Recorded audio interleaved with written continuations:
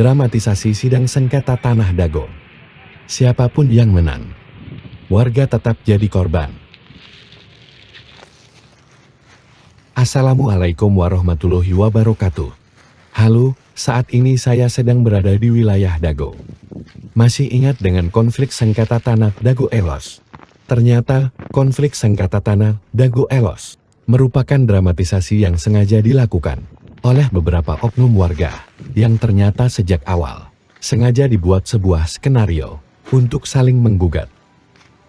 Konspirasi ini dilakukan untuk membodoh-bodohi warga, dan pada akhirnya warga masyarakatlah yang dirugikan. Berikut ini merupakan sepak terjang dari oknum warga yang merupakan mafia tanah. Diceritakan oleh seorang tokoh masyarakat, yaitu Muhammad Biyaman, yang sebelumnya pernah menjabat sebagai Ketua RT 07 RW 01 Cirapuhan Dago. Bismillahirrahmanirrahim. Berikut ini kami sampaikan sepak terjang riwayat hidup mafia tanah yang selama 40 tahun ini. Pada mulanya dia datang tahun 1960-an. Ayahnya bernama Ahya. Bersama adiknya, yaitu Ada, diberi naungan oleh pribumi keluarga besar Nawisan, Tomi Rokayah binti Tama bin Eneoko bin Nawisan. Mafia tanah yang bernama Asep Makmun ini mulai berkenalan dengan mafia tahun 1984.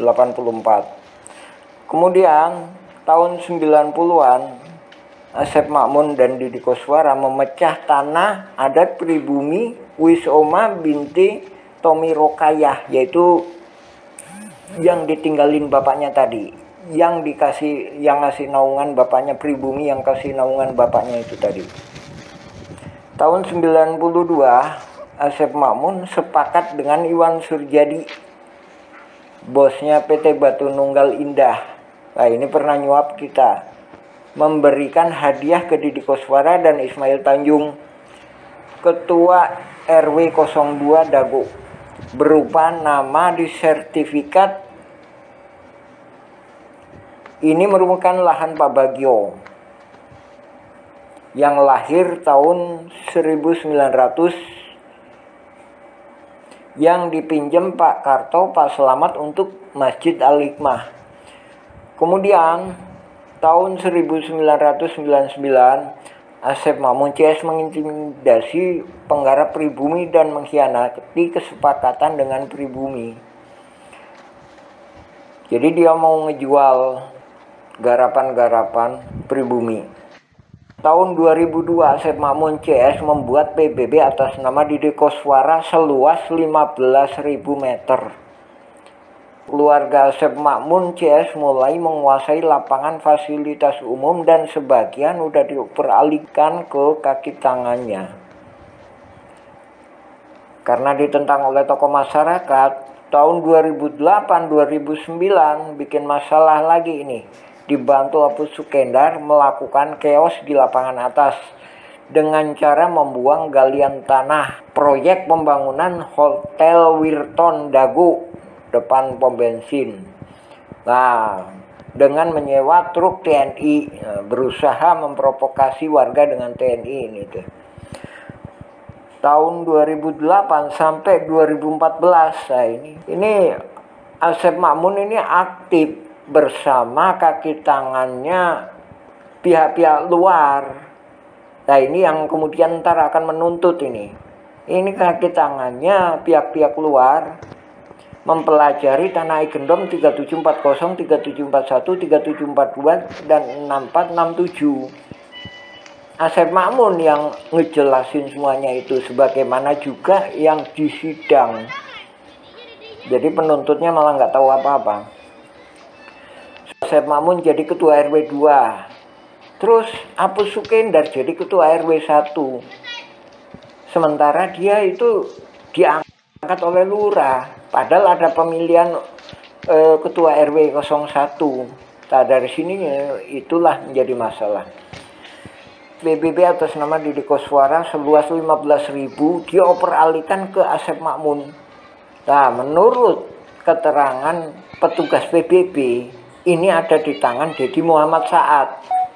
Menurut petugas kantor PBB, Muller menuntut warga Dagolos RW 2 dan 3 orang warga RW 1.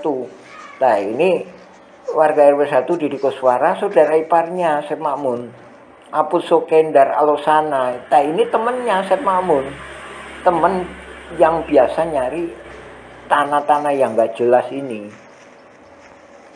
Warga Dagolos diwakili Asep Makmun, pembelaan Asep Makmun gak ada padanya, yaitu tadi dioperkan ke Deddy M. Saad.